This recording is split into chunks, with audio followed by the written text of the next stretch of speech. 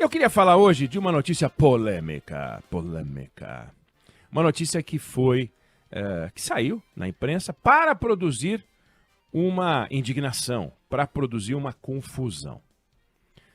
Os autores vão dizer que não, que a confusão e a indignação são naturais. A confusão seria minha, com a conclusão que eu vou tirar, e a indignação seria natural. Qual é a notícia? Nos últimos 3 anos, ou seja, de 2000 para cá, a fortuna dos 5 homens mais ricos do mundo saiu de 405 bilhões de dólares, 2000, para 2023 fechar em 869 bilhões de dólares. Ou seja, a fortuna dos 5 homens mais ricos do mundo, em 3 anos, mais do que dobrou. Mas a notícia não para por aí. A notícia diz que, no mesmo período, quase 5 bilhões de pessoas ficaram mais pobres. Bom, a notícia foi distribuída por uma ONG que discute desigualdade social e você lê e qual é a tua conclusão? Os ricos estão cada vez mais ricos, os pobres estão cada vez mais pobres, mais do que isso. Os ricos estão cada vez mais ricos porque os pobres estão cada vez mais pobres. Conclusão: se os pobres estão cada vez mais pobres porque os ricos estão cada vez mais ricos, fazer fortuna, ganhar dinheiro, não é um movimento neutro para os pobres, não é um movimento que beneficia aqueles que conseguiram fazer a fortuna, mas sim é um movimento que se assemelha a um assalto. É um assalto. Você ganha dinheiro com o meu empobrecimento. O enriquecimento de poucos deriva do empobrecimento de muitos. Então a solução para isso só pode ser uma. Para poder melhorar a vida dos mais pobres, a gente tem que pegar o dinheiro dos mais ricos. E é isso que o estudo sugere. E daí, quem questiona é que está confuso. Porque você ouve isso e fica indignado, e a ideia é que você fique indignado, e eu fico indignado também com a informação, mas por uma razão um pouco diferente. Porque não existe nada mais errado do que isso. Não existe nada mais distorcido do que isso quando a gente está falando de economia, quando a gente está falando de renda. Beira a desonestidade intelectual sugerir que a riqueza se alimenta da pobreza. Vamos lá. Quando a gente vê alguém com uma fortuna, como a do Jorge Paulo Lemann, que passa de 80 bilhões de reais, pessoa mais rica do Brasil, quando a gente vê a fortuna do Elon Musk, que tem mais de 1 trilhão de reais, pessoa mais rica do mundo, toda hora sai um estudo, um dado, uma pesquisa, um levantamento, às vezes um passa, outro passa, mas enfim, esses são os dados do momento. É quase automático a gente achar que um punhado de pessoas embolsa a riqueza do planeta, deixando o resto do mundo apenas com migalha na mão. Se o Lemann está beirando 100 bi de reais, logo logo chega. Se o Musk passou 1 trilhão de reais, isso só pode ter acontecido, é o que sugere gente que pensa como os autores desse estudo, que muita gente ficou mais pobre em função disso. Então, pau nos ricos, pau nos milionários, pau nos bilionários. Vamos pegar a grana desses caras. A gente pega a grana desses caras, distribui e está tudo resolvido. Então, esse dinheiro que eles fizeram provoca pobreza, vamos para cima. Mas será que é isso mesmo? Não é. Não é. Eu trouxe certa vez esse dado aqui, por uma outra razão. Vamos revisitá-lo de uma outra forma, com mais clareza. No começo do século passado, segunda década do século passado, pouco mais de 100 anos atrás, o mundo conheceu o primeiro bilionário, aí em dólar, né? Bilionário em dólar. Um americano, John Rockefeller. Primeiro bilionário, tem mais de 100 anos. E hoje, você tem no mundo mais de 2.500 bilionários, também em dólar. Se o enriquecimento de alguns é resultado do empobrecimento da maioria, é de se imaginar que o mundo hoje seria um lugar pior para morar do que no início do século XX, porque só tinha um bilionário, agora tem 2.500. Tem mais bilionário, vai ter mais miserável. Essa é a lógica do estudo que foi divulgado. Bom, de lá para cá, a população do planeta aumentou 5 vezes. O PIB mundial, a riqueza mundial, aumentou 35 vezes. 5 vezes mais gente, 35 vezes mais dinheiro. Você faz as contas, a renda per capita aumentou 7 vezes.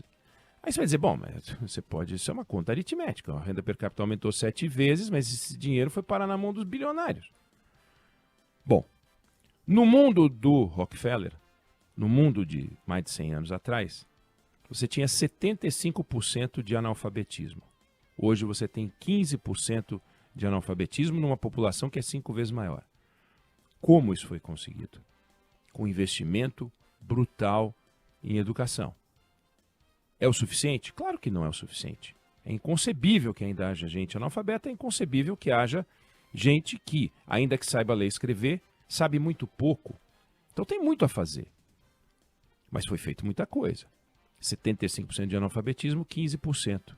Numa população 5 vezes maior. Olha quanto de dinheiro que foi colocado. Na mão de quem? Não na mão dos ricos, dos bilionários. Na mão de quem precisa. Porque os ricos e bilionários são poucos e eles estudam, e eles já estudavam. Naquele tempo em que você tinha um bilionário, a cada 3 pessoas que nasciam, a cada 3 nascimentos, uma criança morria antes de completar 5 anos de vida. 3 nascimentos, uma morte antes dos 5 anos. Hoje, você tem uma morte antes dos 5 anos a cada 25 nascimentos. Adivinha quem é beneficiado? Os ricos? Os bilionários? Eram bilionários que morriam? Não. Eu não preciso nem dizer que não tinha vacinação naquele tempo, porque não tinha, não existia. E hoje, 86% da população mundial vacinada. Isso prolonga a vida, isso evita doenças. Se a gente tem problema com distribuição de renda hoje, imagina quando a gente tinha um bilionário. O mundo enriqueceu. E quem é que produziu essa riqueza? Foram os governos? Desde quando o governo produz riqueza? Quem produziu essa riqueza foi a sociedade. E a sociedade se organiza em empresas. Empresas que plantam, que colhem, que exportam, que fabricam, que comercializam, que constroem pontes, que constroem prédios, que fazem casas, que financiam pesquisa, que fabricam remédio, que fabricam vacina, que contratam, que pagam imposto, que pagam salário, que pagam dividendos para os acionistas. Está aí a Bolsa de Valores. Quem quiser lá, vai lá, compra um pedacinho de uma empresa. Quem investe mais, ganha mais. Quem tem mais pedaço da empresa, ganha mais. E os bilionários montaram empresas que deram certo. Tem empresas que não deram certo. Boa parte das empresas não deu certo. Eu tenho um avô paterno, Eugênio, falecido. Eugênio, ao contrário, é o Oineg. Saiu de casa aos 15 anos de idade, de São Paulo, filho de imigrantes italianos. Foi para o Rio de Janeiro estudar para ser relojoeiro. Voltou para São Paulo, montou uma relojoaria pequena, uma pequena oficina, que virou uma relojoaria um pouco maior, depois cresceu, chegou a ganhar dinheiro, daí ele quebrou, perdeu tudo.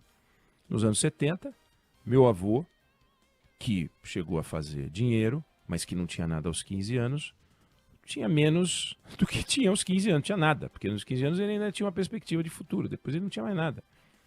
Eu não herdei nada dos meus pais, então não estou defendendo uma posição que tem a ver com a minha história, não.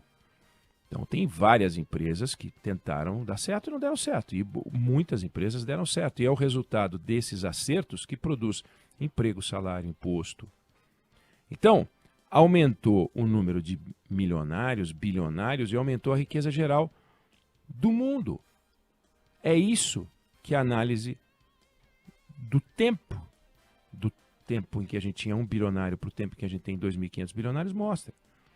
Então, estudos como esse são uma boa oportunidade para a gente pensar nas soluções, ainda que eles sejam feitos para a gente achar que tem um mega problema e que a única maneira de resolver o problema é jogar uns contra os outros, é jogar os pobres contra os ricos. É inconcebível a ideia de que riqueza é algo que troca de mão. Como se ela não fosse criada. Ela é criada a cada etapa do processo produtivo. Débora Alfano dava aula de inglês. Cada vez que ela estava dando uma aula, ela estava gerando riqueza. Ela recebia pela aula de inglês. O aluno dela, aprendendo inglês, ganhava um salário melhor ou podia fazer um negócio, empreender, viajar e produzia também riqueza para ele. E ao produzir mais e melhor, e ao conseguir ter um contato internacional de melhor qualidade, porque teve aula de inglês com a Débora, ele fecha um negócio e gera riqueza para a empresa onde ele trabalhava, que por sua vez também passa a faturar mais e que por sua vez contrata mais, e assim a riqueza vai sendo criada, ela é criada a cada etapa do processo produtivo, nas mínimas coisas. Então a gente tem que tomar cuidado para não repetir conclusões precipitadas, como aqui os ricos estão cada vez mais ricos porque os pobres estão cada vez mais pobres. Claro que se você tem uma pobreza, e tem uma pobreza, você tem que combater.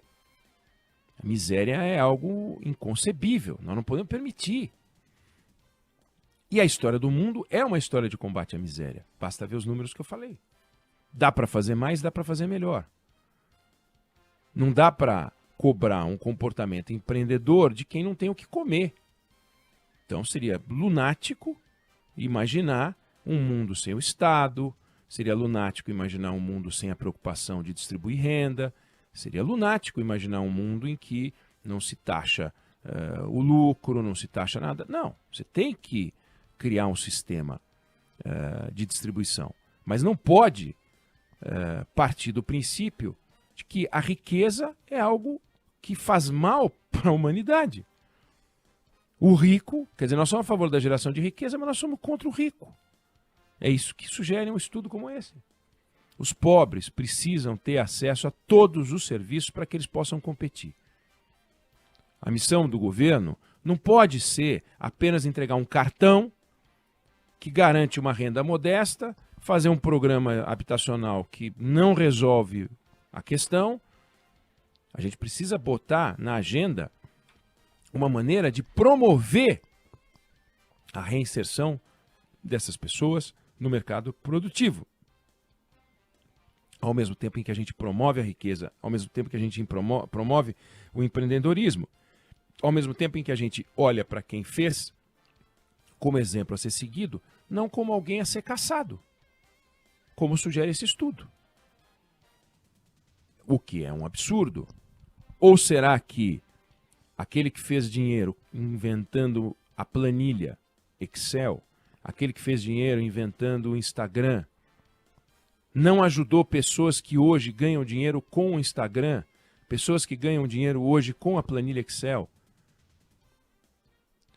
Será que as pessoas que se beneficiam das invenções daqueles que fizeram grande fortuna também não estão ganhando dinheiro graças a isso, porque estão cada vez mais produtivos e produzem mais também, em menos tempo, e conseguem proporcionar condições melhores para suas famílias? Será que a nossa solução é apostar no Estado? Mais Estado, com mais impostos? É esse o caminho? Porque é disso que se trata quando se vê um estudo desse. Vamos tributar mais, vamos cobrar mais, vamos atrapalhar quem produz. Aí quando ninguém produzir, teremos uma sociedade absolutamente igualitária, que é o que acontece quando você olha a distribuição de renda em certos países que, por incrível que pareça, são mais, digamos assim, iguais do que outros. Tem países pobres que são mais iguais do que países mais ricos. Então, o importante desse estudo é fazer a gente pensar. Não fazer a gente pensar o que eles querem que a gente pense. Que a riqueza se vale da pobreza. Não. A gente tem que pensar exatamente o contrário. Só existe um ambiente de negócios onde há dinheiro. A gente precisa fabricar dinheiro, a gente precisa enriquecer o nosso povo e não empobrecer os poucos que conseguiram algo mais do que isso. Então, temos que mudar, é o chip, mudar a cabeça. Eu não sei se você concorda, eu sei que o assunto é polêmico, eu não sei se você discorda, mas isso é o que eu penso sobre o assunto.